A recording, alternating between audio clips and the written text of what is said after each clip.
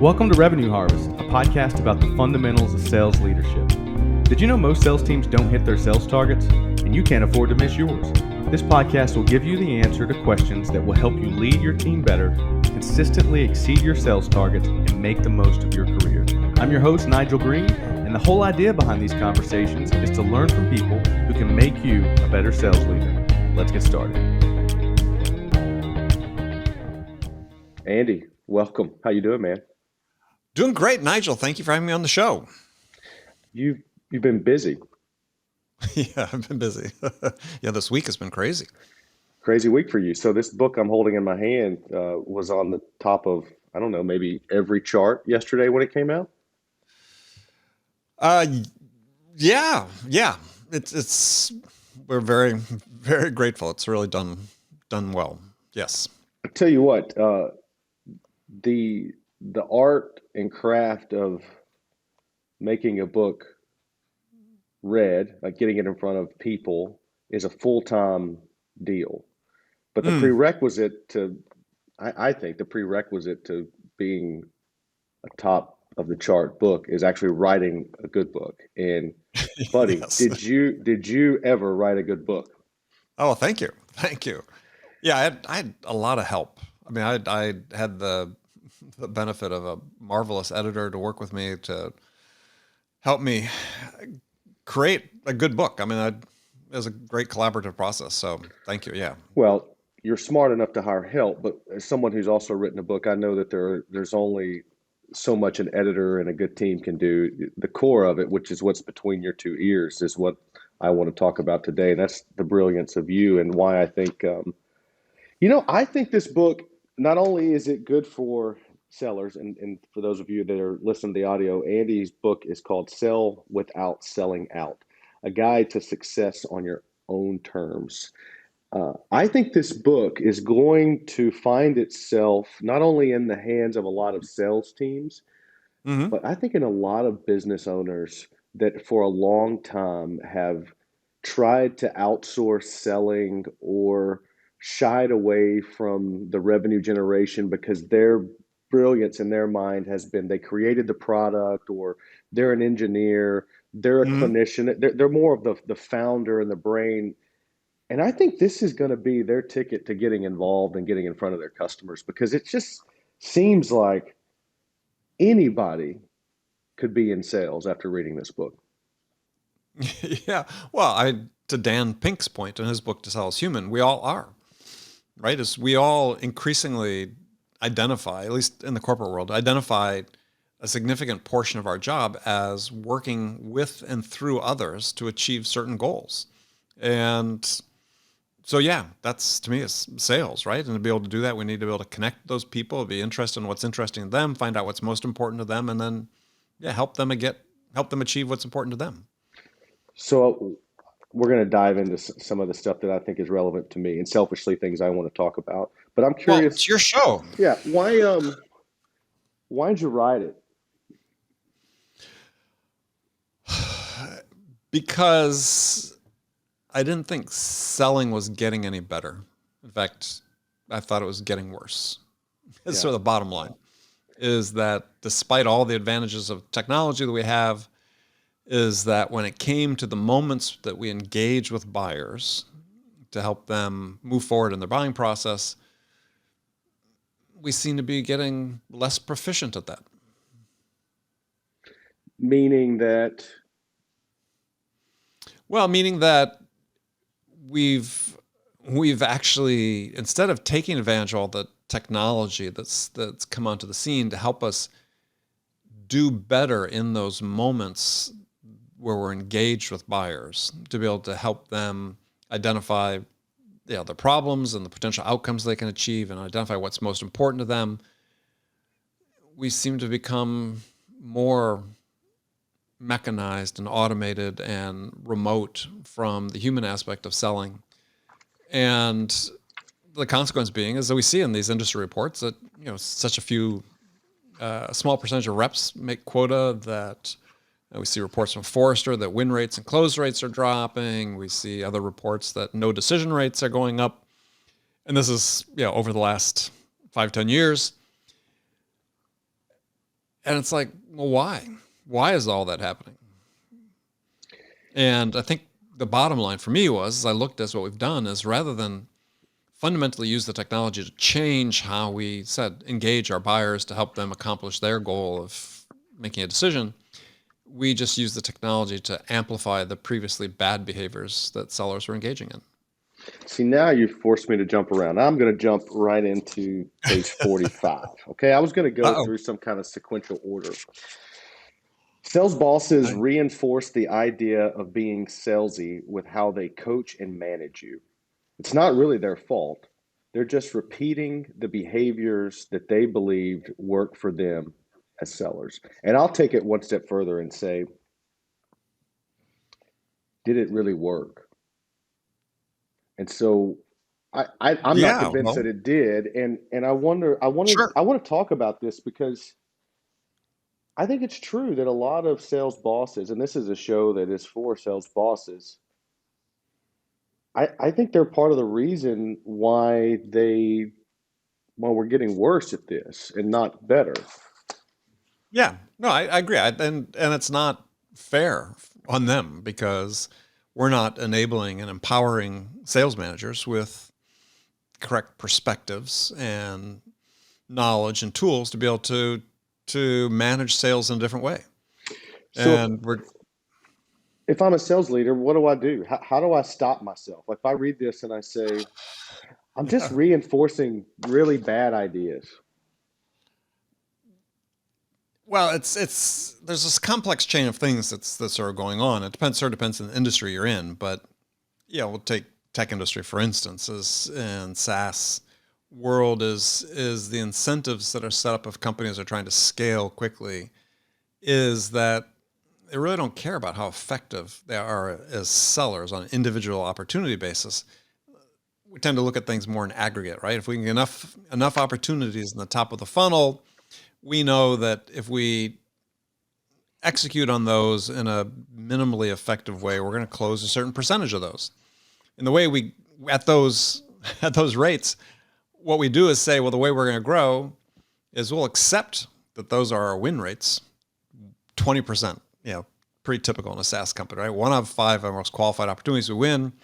We're going to accept that really low win rate because we're actually really good at lead gen and demand gen and putting things into the top of the funnel. And so we grow by scaling top of the funnel and we don't make an effort to get better at selling, you know, at helping the buyer make their decision. And that's sort of situation we found ourselves in. And it's so as leaders, they're sort of stuck, especially like a venture funded environment where there's been given this playbook. This is how we're going to do this. And we have this imperative to scale. They don't feel like they're empowered to say, look, no, there's a different way to do this that we think is more effective, right? Is instead of scaling the way we're scaling now with is why don't we say, let's focus on increasing the win rates? Why don't we focus on saying, look, we're actually good at selling. We can win a majority of our opportunities, our qualified opportunities in our pipeline.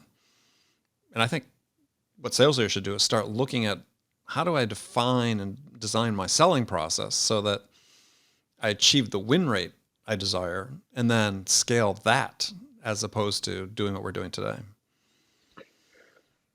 So in your mind, maybe the answer to being less salesy and the bad behaviors is not accepting what you call predictable mediocrity. Yeah. I mean, everybody has a role in it. And yes, that's part of it. I mean, I can't understand if you think about it, you know, sort of the playbook you see is, well, we're gonna start off and what we really want to find is we want to find product market fit. Okay.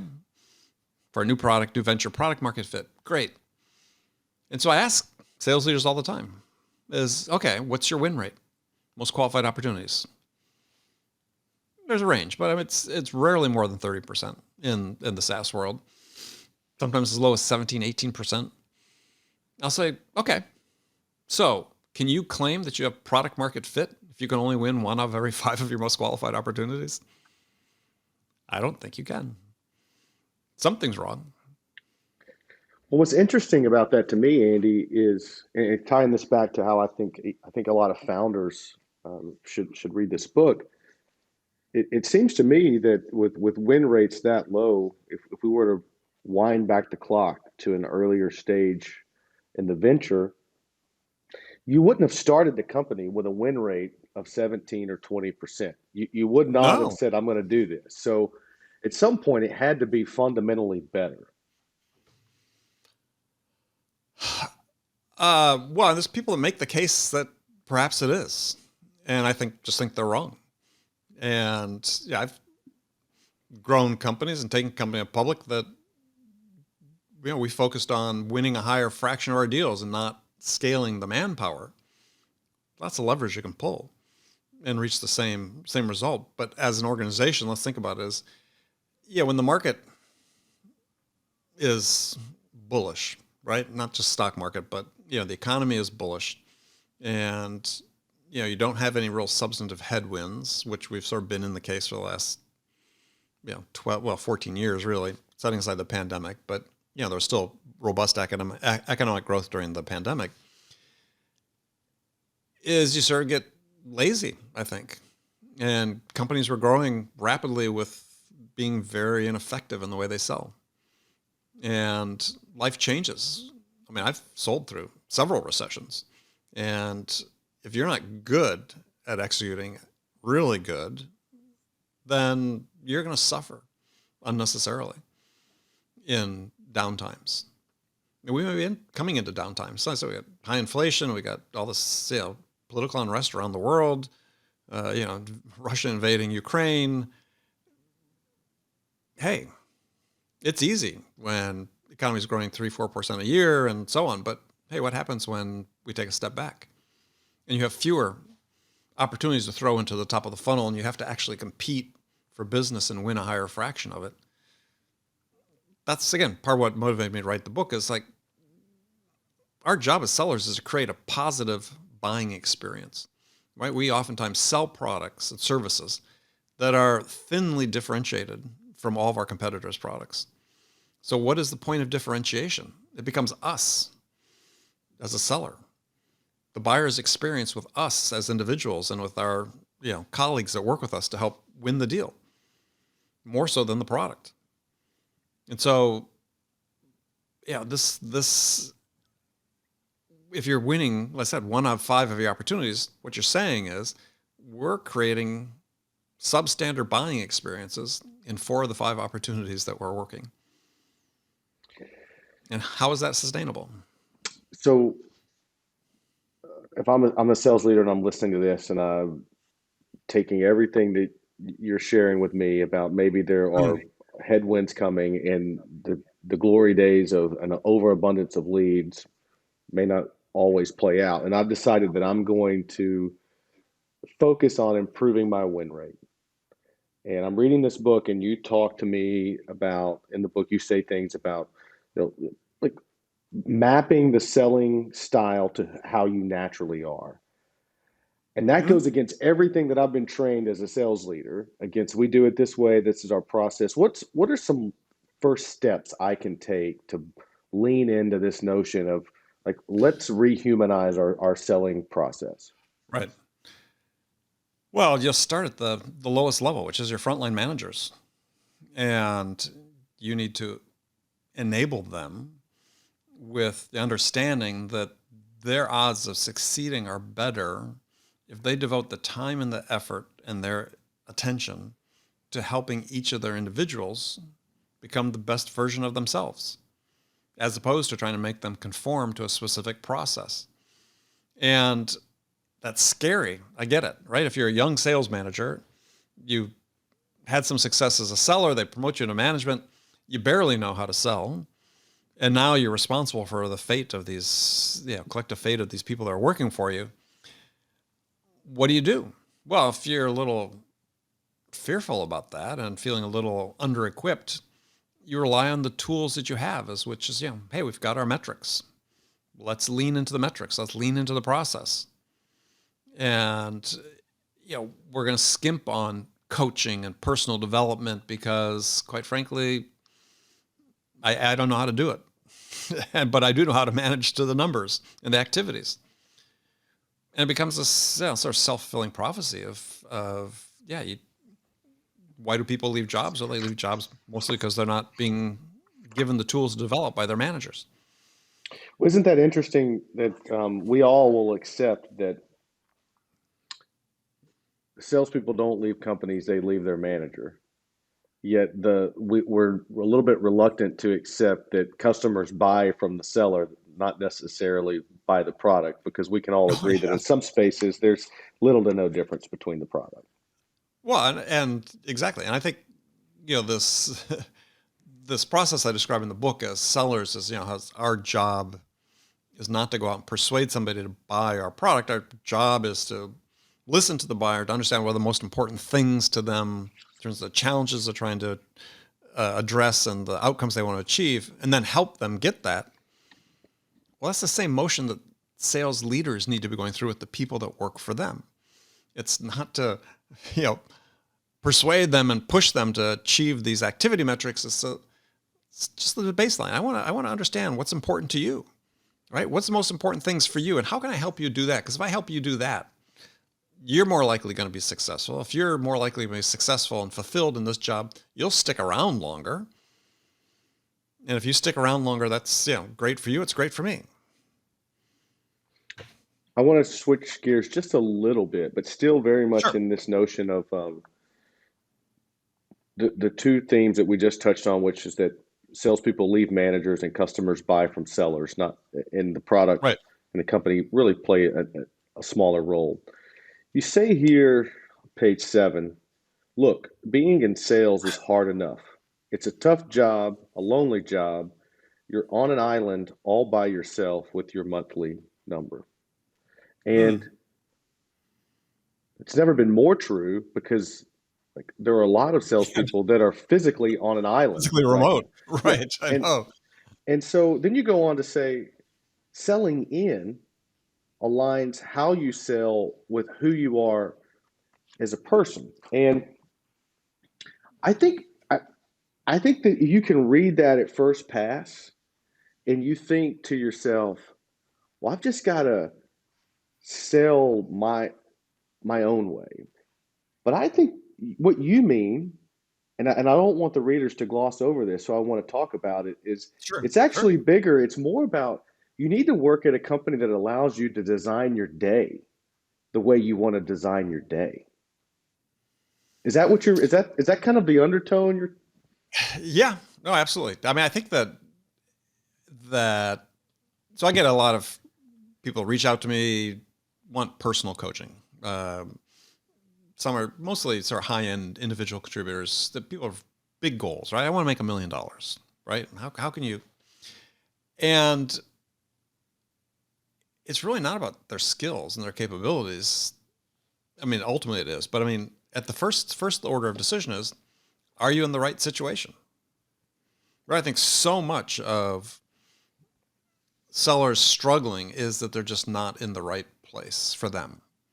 And yeah, they need to find that. They need to find that fit. And I think sellers perhaps jump too quickly these days, but you need to give something a chance, but you need to find that fit. It could be a boss, it could be the situation, it could be the process they use, the products they sell, but you need to be mindful and intentional about that. But then having done that, then you still have a responsibility, I think, if you want to have a long career in sales, is being in the right situation and selling in a way that is aligned with who you are as a human being and the values you have and the character you have. Because when you look at the survey from Uncrushed that came out toward the end of last year, was, I'd have to look up the number, but some large percentage of sellers reporting, they're feeling depressed and anxious. And sure, maybe we write some of that, attribute some of that to the pandemic and feelings of being alone because they are remote, but it's also it's tied to the job. Is if you think you're being measured primarily on sort of these activity metrics, the quantity of what you do versus the quality of what you do, and you're never given the space to really develop the ability to perform at higher levels so you can improve the quality of what you do, then it's no surprise that people feel alienated from their sales job and depressed. So for me in my career, I decided pretty early on, it's like, yeah, here's this model that's being held up, is I can't be that, because that's just not who I am. I mean, I could try to fake it, but if I was trying to fake it, how long was I going to last? And it's, one of the key messages of the book is that as a seller, no one cares about you and your career as much as you do. Just a fact of life. And you can have a great boss, but trust me, they don't care about you as much as you do. So you have to take responsibility for what what that version of you is, and how you're going to interact with your customers and how you're going to interact with your coworkers. And it has to be congruent with, as I said, your values and your character and your unique strengths as a human. Do you think then, Andy, that that is going to require an inward gaze from sellers before they take a job to say, yeah, the comp's good, the brand's sexy, but who am I really becoming? And how am I going to design my life around my family commitments, friendships, uh, when I want to work out, when I want Mm-hmm. to start my day? Like, do you think we're not the sales community, one, the seller's not doing a good enough job on the front end of being clear about how they want to design their life, and that for folks like me, the sales leader, do we have work to do on being more flexible, or where do you stand on this whole conversation? Yeah. Uh, yes, the answer is. And yes, and yes. I believe that to have a successful career in sales, and successful meaning, one you're fulfilled in, that, you feel like you're have enough financial security to support the family and the lifestyle you want, and so on. I'm not talking about, the mythological top 1% or something, but, just for me, success is defined as being consistently good at what you do. Is, yeah, there's a level of intentionality that's required to make that happen. Planning your life, as you talked about it. And it's one of the great things about a sales career is that more than almost any other career, certainly pre-pandemic, is you have this flexibility about how you're going to operate your business within the business. Now, this used to be more pronounced. When I started sales, they were very clear with me. This is, Andy, your patch, which in my case was a vertical market for construction. But your patch, this is your business. You're the CEO of this business. You don't hear that hardly at all anymore in sales, Mm-mm. because we want you to comply to this process instead of giving you the agency to say, yeah, make your decisions about how you're going to execute in your territory. Make your decisions about what you think is the best way to achieve this number. We always have a number to achieve this number. And I'm here to support you in the best way possible to make that happen. It But you don't hear that reminds me, conversation very I'm going to take it back almost 7 years now. I got a call from one of my sales managers, and she said, "You're not going to believe this." And I said, "Okay." She said, often. uh, "Amy, one of her reps, has on her work calendar that she's getting a pedicure at 3 o'clock today." And I said, "Okay, first of all, she put it on her calendar that she's getting a pedicure, and she's like, well, her calendar syncs with Salesforce, so I get to see every rep's schedule, and she's scheduled a pedicure during prime selling hours." And I said, "Okay." I said, what do you want me to do?" She said, "Well, what do you want me to say to her?" And I said, "Well, what are you thinking about saying to her?" And she said, "Well, I'm thinking about telling her that she doesn't need to do that during prime selling hours." And I said, "Okay." I said, "Before you say that to Amy, can we talk real quick about where is Amy relative to the goals for the month?" She said, well, Mhm. there's a week left in the month and she's already at quota. And I said, "Okay, what? has Amy done, and I knew the answer to all these questions already. I'm Right. leading her. And I said, what's Right. the Yeah, last right. 6 months look like for Amy? Well, she was rep of the quarter, and Amy's never missed her number. And I said, so what message are you trying to send to Amy? She said, all right, I see it. I told the manager, I said, look, Amy works for Amy until Amy isn't delivering on the Right. commitments that she's made to you.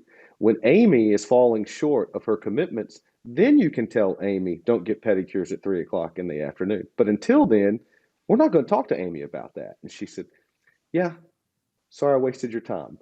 But Well, there, but see, this is, first of all, fabulous story, right? And but have had conversations with managers with just the opposite. It's like, yeah, but if she's out doing that, that's not aligned with our culture, right? Our culture is, during prime hours, everybody's here or, wherever they are doing what they're supposed to be doing. And it's like, what? I remember having this one guest on my show that was talking about uh, a story where it had a number of salespeople, and there's one salesperson that had a metric for how many proposals they were supposed to put out within a certain period of time. I think it was monthly, and this one person wasn't doing it. She was putting out half the number of proposals, but she was far exceeding her goal. And this person argued that that person should be fired because they weren't working in alignment with the quote unquote process, that everybody was following. And it's just like, are you really? Is that what you would do? hmm, To your point, it's like, give people agency over the choices they make about how they spend their time and how they execute their job. As a manager, this is the most important thing you can do, is let people make the choices. Hold them accountable. Doesn't mean they're not accountable for performing, but let them make a choice. The science is really clear. I mean, the U.S. Marines, for goodness sakes, emphasize giving agency to even the rawest soldiers about some of the choices they make, because they know that they learn how to make better choices. They learn how to be more productive and more fulfilled in their work if you give people agency over their choices. And yet there's been this move, I believe, over the last 20 years to remove a lot of that agency from sellers. In fact, it's, you see it in some of the literature that sales tool vendors put out, is like, in writing, you can use the system to substitute for the judgment of the seller. Really? That's what we want to do? Yet that's like nirvana to some, process-driven sales leaders. Is like, that's what we want. Yeah. Mr. It's like, Predictable Mediocrity. yeah. No, what you want to do is you want to develop the judgment of your sellers. That's what you want, because you want them to be at their best at the moments where they're interacting with buyers and intuitively and instinctively and through experience responding to the situation. So but I also, I sympathize with managers because, chances are they've got somebody they're working for. As I talk about in the book, that is similar to them, and, putting their pressure on them. So there's this culture change that needs to transpire in many organizations to say, there's a better way to do this that enables us to grow at the rate we need to grow, but we don't do it for the sake of the people. I mean, it's interesting. Just before we came on, I was looking at this book and the title of the book, and I won't reveal the author, but the subtitle of the book is "Leading for Hypergrowth by Raising Expectations, Increasing Urgency, and Elevating Intensity." It's like, what's good about any of that? I don't want to work there. Right? Yeah. Who wants to work there? I mean, again, I've grown venture funded startups. We've taken a company public, helped others be acquired. Yeah, we worked hard, but all those words there, it's like, really? That's the environment you want to be in? No, I've been very successful, but I never was like feeling I had to be amped up and extrinsically motivated to go do that, by elevating intensity. So later in the book, you get pretty tactical about conducting an Mm, actual sales meeting or a call. And you talk about hearing and listening. And mm, and you do a really good job of breaking out. You got a guide to asking better questions. And I can think of a lot of instances in my personal career where I wanted to ask a really good question. So you're talking to me, and I'm thinking about how to craft this question. So I'm really not listening. I'm doing the mm, hearing part. And I'm wondering, do you think that there's some, I want to hear from you. How does selling your more authentic way allow you to quit being busy thinking of questions and actually listen? Because I something that I wonder, I feel like there's something there, and I just want to go. I want you to tell me more about it because it feels like mm, I when I read that from you, I wanted more on it. mm. Yeah, there was more. Tried to keep the book more concise, but you have to be in the moment. Yeah, people talk about being mindful and so on, but it's really it is what you're talking about, right? Is so when someone else is talking, my only job is just to listen. It's not to anticipate what I'm going to say next, not to anticipate where the buyer's going. If I'm truly curious, I'm truly open-minded, I'm just listening. If I really want to understand, I'm just listening. And then I'm gonna, as I talk about in the book, is I'm gonna give myself permission to pause after you finish talking and say, okay, what did they say? Process it. Yeah, this takes a microsecond, right? Is what was just said. And so then how do I respond to that, right? Maybe it's I ask a good follow-up question at that point in time is to keep the conversation on that particular thread going. Maybe I'm just say something simple like, uh-huh, that sort of encourages the buyer going. But unless I give myself that permission to pause for a second, then I'm not processing. I'm just running right into the next thing, where it's me asking the next scripted question on my list or whatever. And I hear this from reps is just as you said. As I said, I'm sort of stuck as because they're a little uncertain about their own knowledge, so they want to express the fact that they know something by saying something. Um, is just to be calm and relaxed. Take the information in, hear it, process it, decide, okay, what's the best choice now for what I should say? And you have to, I said, it's not like you're waiting for 30 seconds and thinking about it. you're in the flow, but you give yourself that extra beat. I said, for those who played touch football, right? One Mississippi. Give yourself a one Mississippi to process it and make a choice about what you're going to do next. And that requires, again, I talked about intentionality before. It's just being intentional. It's being mindful. It's being in the moment. And just as you would if you were having a conversation with, a partner or a spouse or a business colleague, are you really going to pay attention to them? Or, when you're talking, have a conversation at home at night with your partner, as they're talking to you, all you're doing is thinking about what you're going to say next and respond to them? Probably not. So let's act the same way. That's who we are. We don't have to put on this sales act, right? Is so I the pause to me is a big thing. Just don't be in a rush.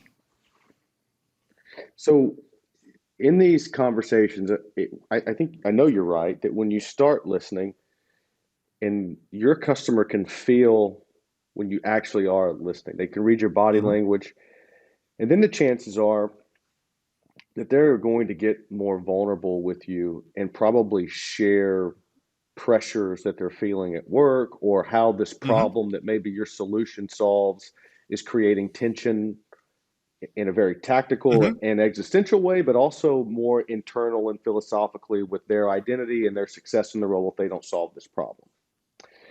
And Yes. you talk about not all empathy is equal. Right. And one of the things you didn't talk about that I wanted to ask you about is because I think it's a risk that a lot of sellers fall victim to. Where do you draw the line between empathy and sympathy? I think that what most sellers believe is empathy is sympathy, right? I do too. Is that yeah, and it's sort of this line between what people call compassionate empathy and sympathy, which I think are in many cases sort of somewhat the same. Is yeah, I feel your pain, right? The simplest terms is yeah, I feel your pain. Yeah, so great, you feel their pain. What what's that give you in terms of how you can help them? It doesn't, right? I know you feel that pain. So what I talk about in the book is what I call cognitive, not I call is called cognitive empathy, and it's not just understanding how they feel the way they do; it's understanding why they feel that way.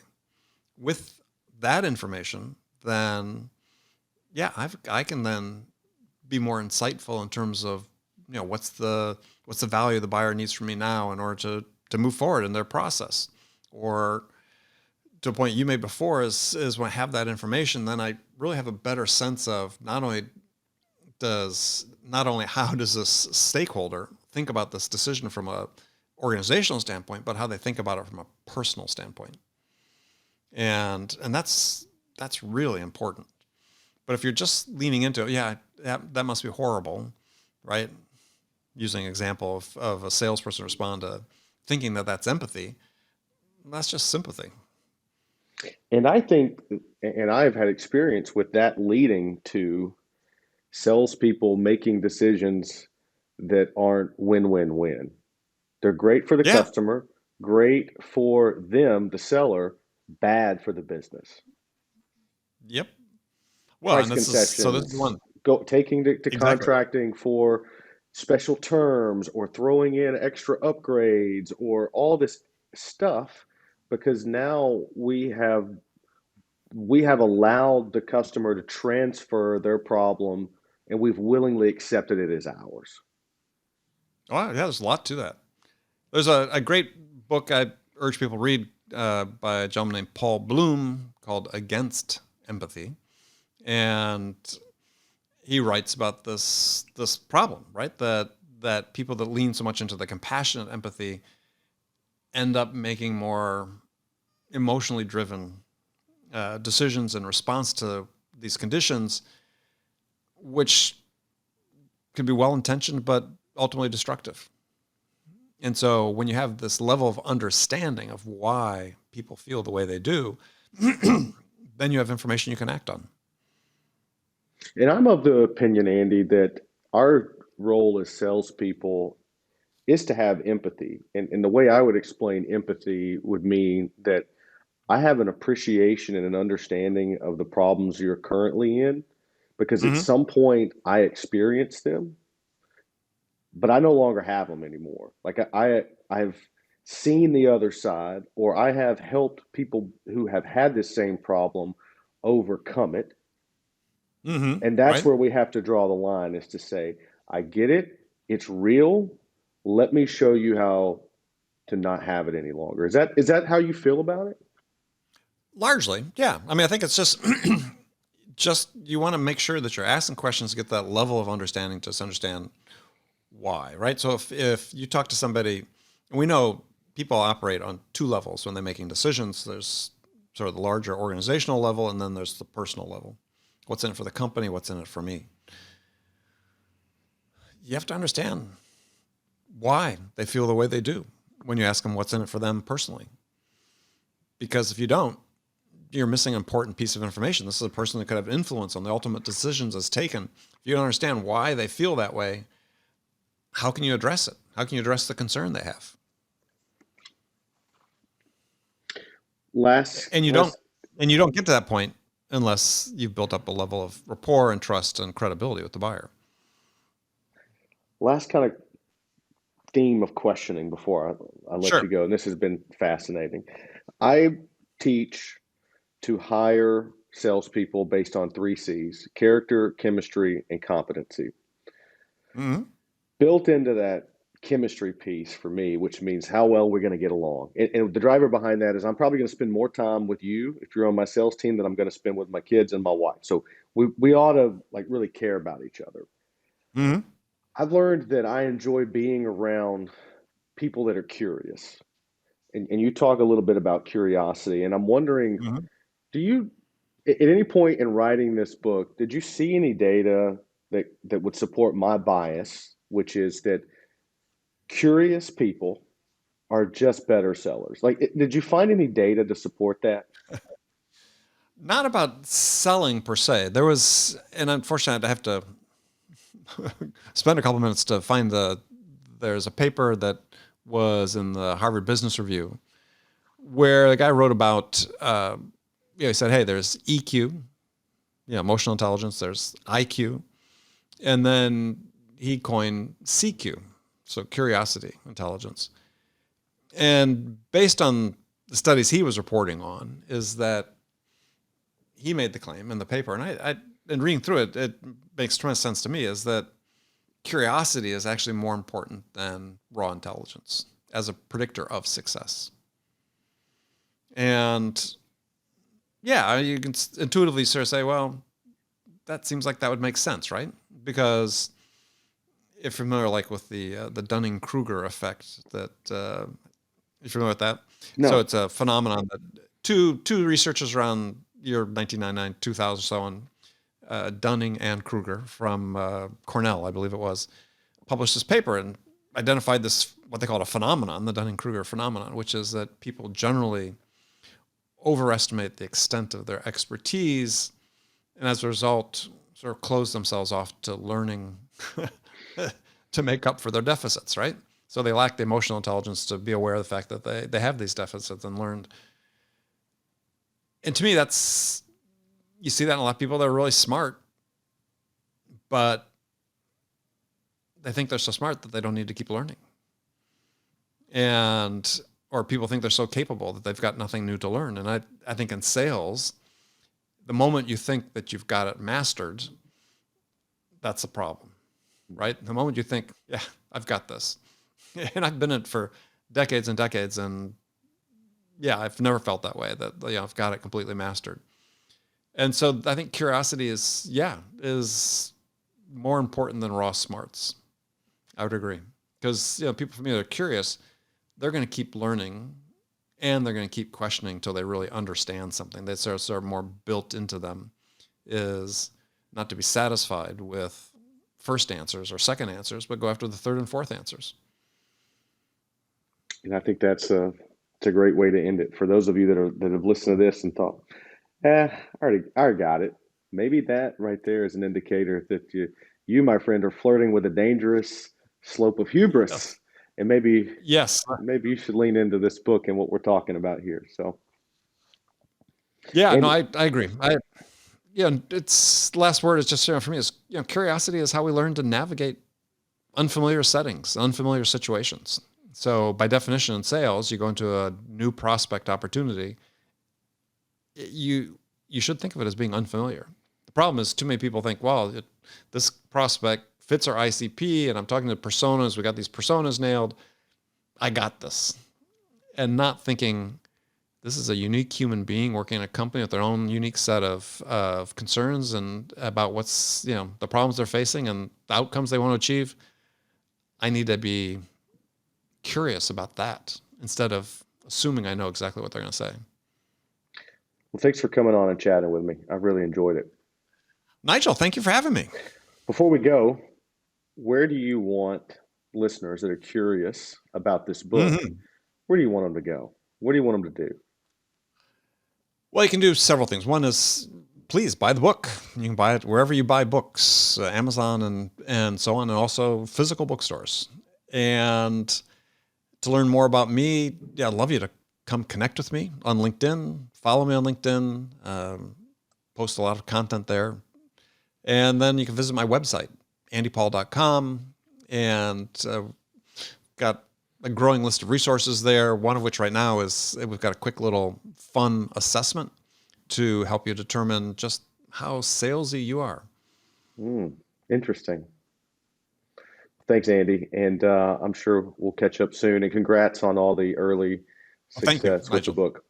Music from this episode is from my good buddy Justin Adams. You can listen to Justin's music in Spotify or Apple Music. Thank you, Justin, for the music, and thank you for checking out another episode of The Revenue Harvest.